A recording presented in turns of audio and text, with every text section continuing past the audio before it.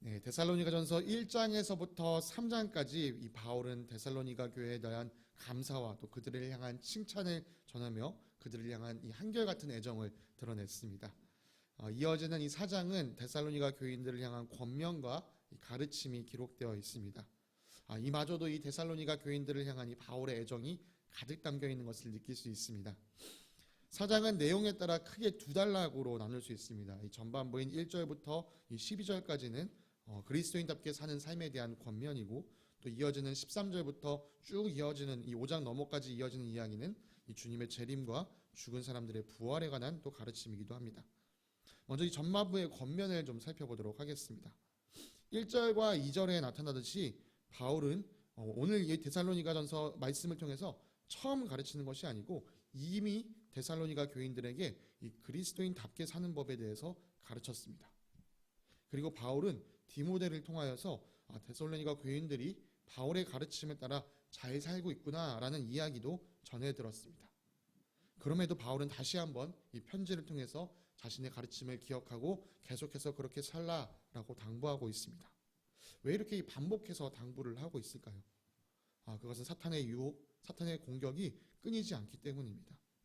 사탄은 우리를 넘어뜨리기 위해서 끊임없이 유혹합니다.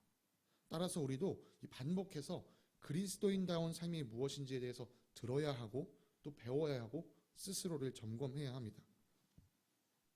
바울이 데살로니가 교인들에게 가르친 첫 번째 내용은 이 성결에 관한 것, 특히 성적인 영역에서 정결할 것을 요청했던 것이었습니다. 지난번 설교를 통해서도 말씀드렸듯이 이 당시 이 지역에 널리 퍼진 이 우상 숭배 문화는 이 성적으로 매우 문란한 일들이 포함되어 있었습니다. 성적 문란함은 이 사회 전반적으로도 널리 퍼져 있었습니다.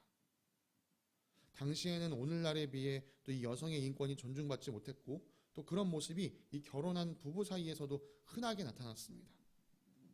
당시에는 이 결혼한 남성들의 이 혼외 정사, 그러니까 자기 와이프, 이 배우자 말고의 다른 사람과의 성관계가 당연스러운 일로 받아들여졌습니다.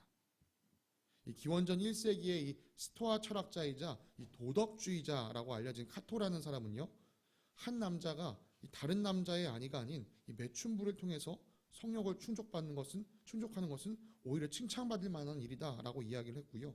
또 당대의 유명한 정치가였던 키케로도요, 젊은 남자들이 매춘부와 바람피는 것을 금지시키는 것은 매우 엄격한 일이다라고 말했습니다. 당시의 사회 리더라고 할 수 있는 철학자 그리고 정치가들조차 이렇게 했으니 이 평범한 사람들이야 오죽했겠습니까? 이런 문화가 팽배한 사회 속에 속한 사람들에게 이 바울의 가르침은요, 매우 급진적인 것이었습니다. 자기 아내를 거룩함과 존중함으로 대하십시오. 음행이나 세욕에 빠지지 마십시오. 성적으로 부도덕한 짓을 해서 교회에게 해를 끼치지 마십시오. 로마서를 통해서 바울은 세상 풍조를 따르지 말고 하나님의 선하시고 기뻐하시고 완전한 뜻이 무엇인지 분별하라라고 말했는데요. 오늘 이 데살로니가의 말씀은 특별히 이 성적인 영역에서 우리가 어떻게 하는 것이 세상 풍조를 따르지 않는 것이고 하나님의 기쁘시고 선하신 뜻을 따라가는 것인지를 가르쳐주고 있습니다. 바울은 이 성적인 부도덕을 행하지 말아야 할 이유에 대해서 이 6절 하반부터 설명합니다. 첫째, 주님께서 이런 모든 일을 징벌하시는, 심판하시는 분이시기 때문입니다. 둘째, 하나님께서 우리를 불러주신 것은 더러움에 빠져 살게 하는 것이 아니라 거룩함에 이르게 하시려는 것이기 때문입니다. 그리고 바울은 더 이어서 말합니다. 이 경고를 저버리는 사람은 사람을 저버리는 것이 아니라 성령을 주시는 하나님을 저버리는 것이다. 이건 참 실로 무서운 경고입니다. 바울은 아주 강력하게 데살로니가 교인들에게 당시에 익숙한 세상 문화, 세상 풍조를 따르지 말고 하나님께서 기뻐하신 일이 무엇인지를 분별하며 행동할 것을 요청했습니다. 바울의 이 권면과 경고는 이제 유통기한, 유효기간이 끝났을까요? 그렇지 않습니다. 이 권면과 경고는 여전히 우리에게 유효하며 또 필요한 권면이며 경고입니다. 분명 오늘날은요, 이 데살로니가 전서가 쓰여졌을 당시보다 결혼제도가 법적으로 잘 자리 잡혀 있고 또 여자와 남자 사이의 이 평등 의식도 많이 개선되었습니다. 그러나 여전히 이 사회에는, 이 세상에는 문란하고 부도덕한 성문화가 만연해 있습니다. 더욱이 이제는 이 남성들뿐만 아니라 여성들에게도 경고해야 하는 시대가 되었습니다. 네, 배우자를 두고 다른 이성을 탐하는 일이 이제는 남성과 여성을 가리지 않고 일어나고 있기 때문이죠. 누구나 한 번쯤은 이런 표현 써보셨을 것 같습니다. 내로남불, 내가 하면 로맨스, 남이 하면 불륜.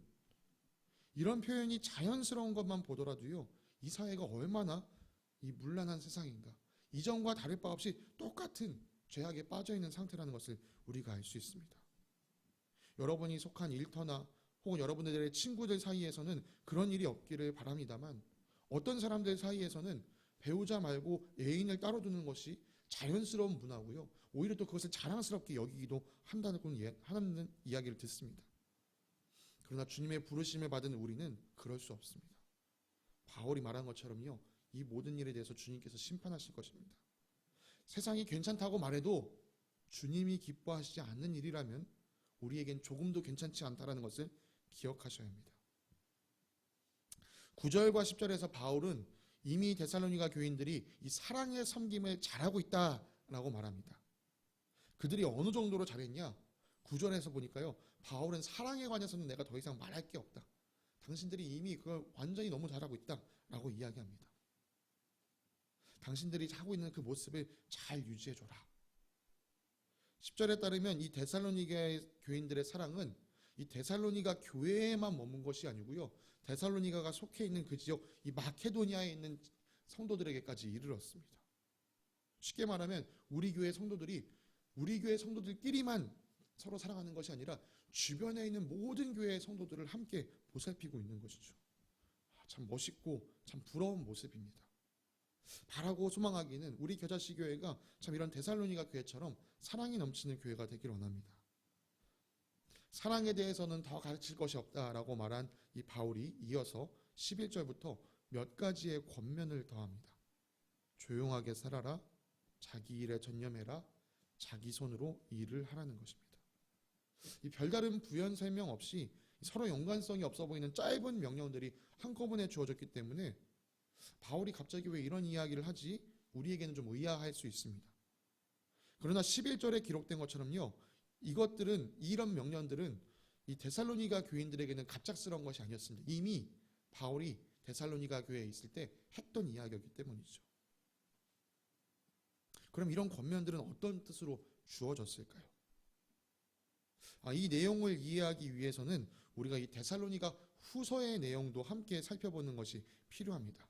왜냐하면 이와 비슷한 내용이 또 데살로니가 후서에서 반복되고 있기 때문이죠.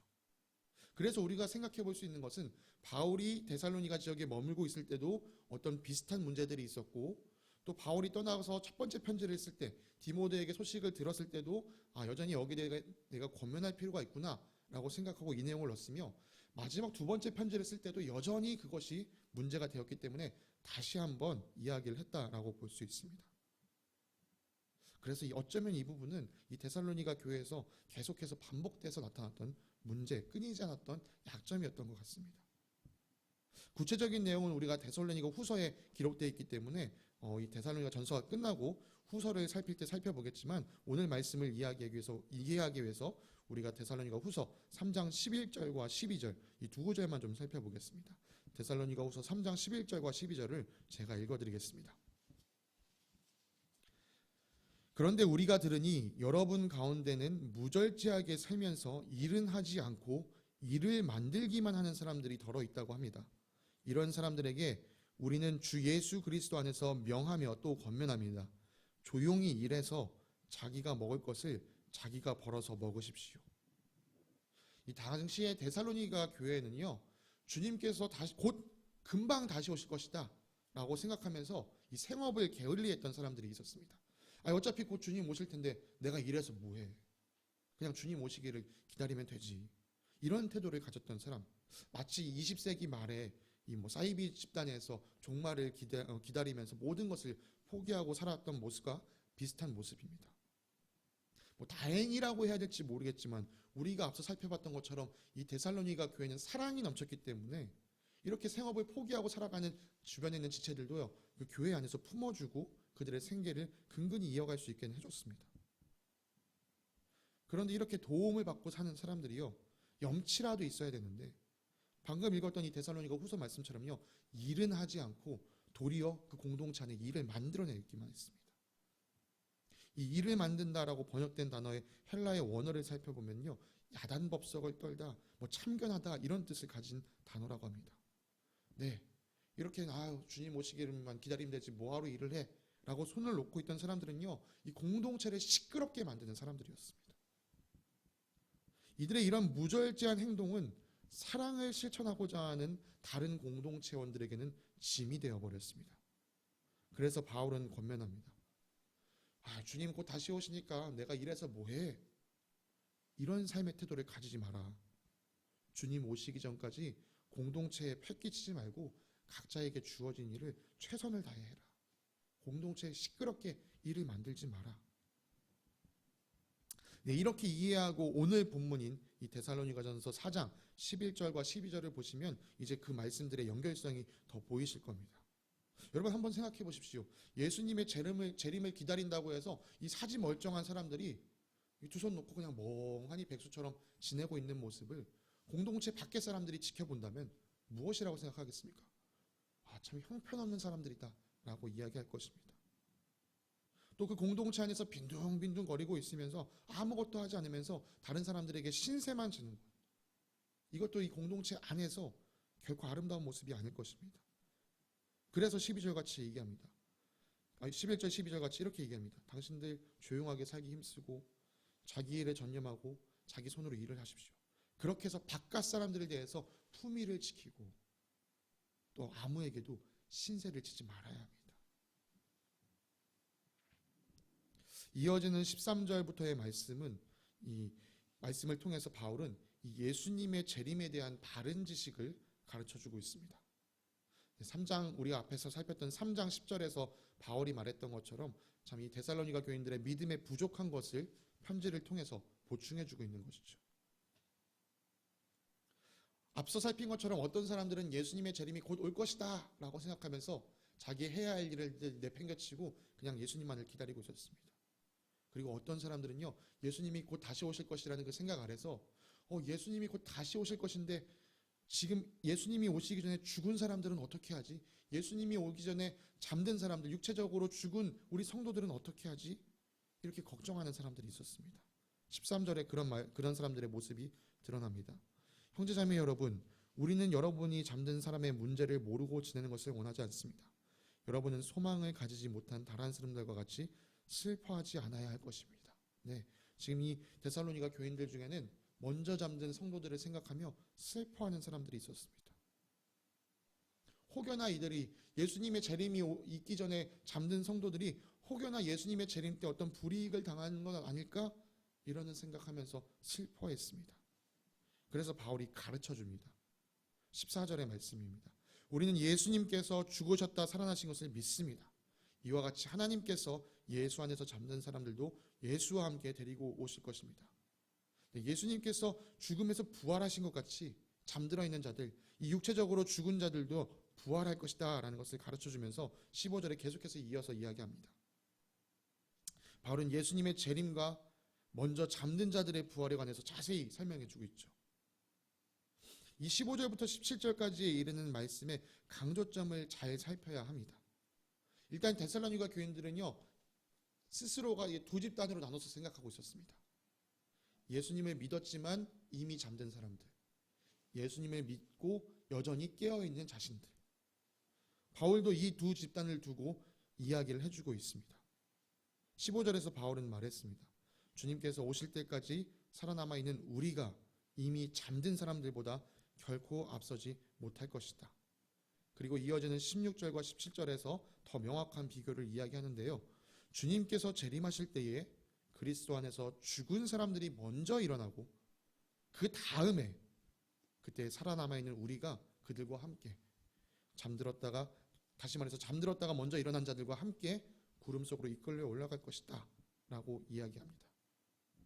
어떤 사람들은요, 이 말씀을 읽을 때 이 16절에 있는 먼저 그들이 일어나고 그 다음 17절에 있는 그 다음에 우리가, 이 먼저와 그 다음에 집중합니다. 그리고 여기에 골똘히 빠진 사람들은요, 이 먼저와 그 다음이 어떤 특권 혹은 어떤 순위에 있는 것이다 라고 말하기도 합니다. 그렇게 따진다면요, 예수님이 오시기 전에 육체가 죽는 것이 더 낫다는 결론을 내릴 수밖에 없습니다. 그러나 그렇지 않습니다. 우리가 오늘 이 말씀을 읽을 때 더 집중해야 되는 것은요, 17절에 있는 그들과 함께라는 이 함께라는 단어입니다. 예수님의 재림 때에는요, 살아있든지 혹은 그렇지 못하든지 그것이 중요한 것이 아니고 예수님을 믿는 모든 사람들이 함께 주님을 영접해서 그분과 항상 있게 된다는 것이 중요한 것입니다.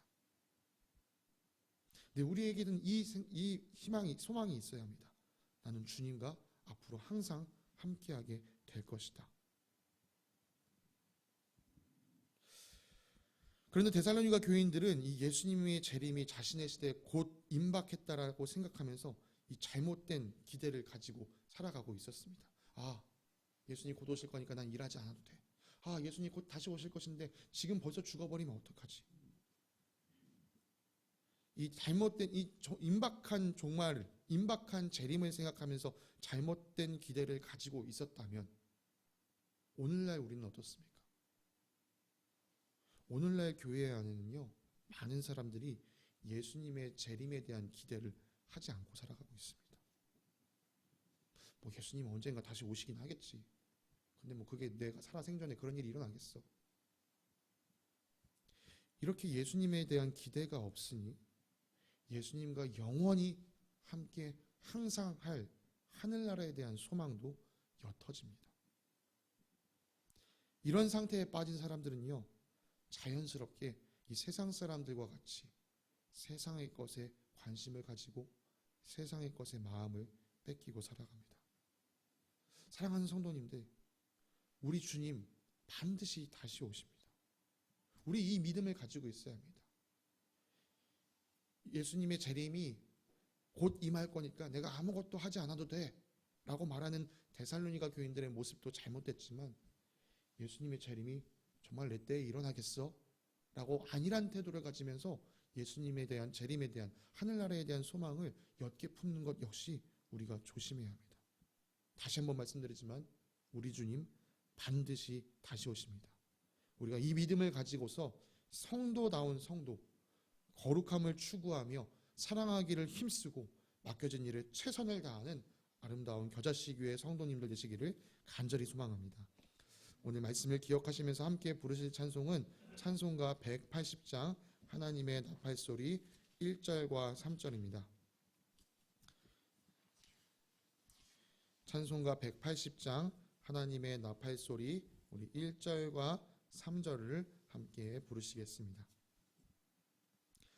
하나님의 나팔소리 천지 진동할 때에 예수 영광 중에 구름 타시고 천사들을 세계 만국 모든 곳에 보내어 구원받은 성도들을 모으리.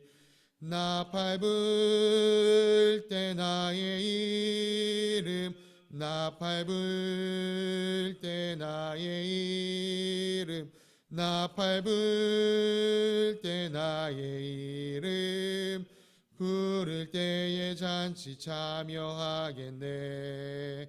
주님 다시 오실 날을 우리 알 수 없으니 항상 기도하고 깨어 있어서 기쁨으로 보좌 앞에 우리 나가서도록 그때까지 참고 기다리겠네.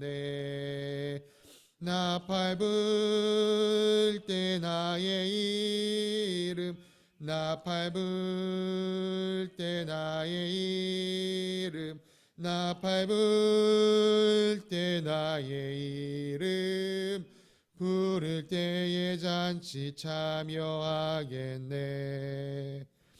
우리에게 참된 소망을 주시는 은혜의 아버지 하나님 감사합니다. 내가 거룩하니 너희도 거룩하라. 아버지께서 우리가 아버지를 닮은 거룩함으로 나아가기를 기뻐하심으로 또 그것을 원하심으로 우리를 불러주신 사실을 다시금 확인합니다. 우리가 부름받은 이유를 기억하면서 주님 다시 오시는 그날까지 거룩함을 향하여 나아가기를 원합니다. 성령님, 우리 안에 예수님께서 주신 약속, 우리를 맞이하러 다시 찾아오시다는 그 약속을 항상 기억하게 하여 주시옵소서. 날이 갈수록 하늘나라 소망이 짙어져서 주님 배울 날을 간절히 바라고 기다리는 저희들이 되기 원합니다. 우리 안에 이 놀라운 일을 이뤄주실 주님께 감사드리며 거룩하신 우리 주 예수 그리스도의 이름으로 기도드립니다. 아멘.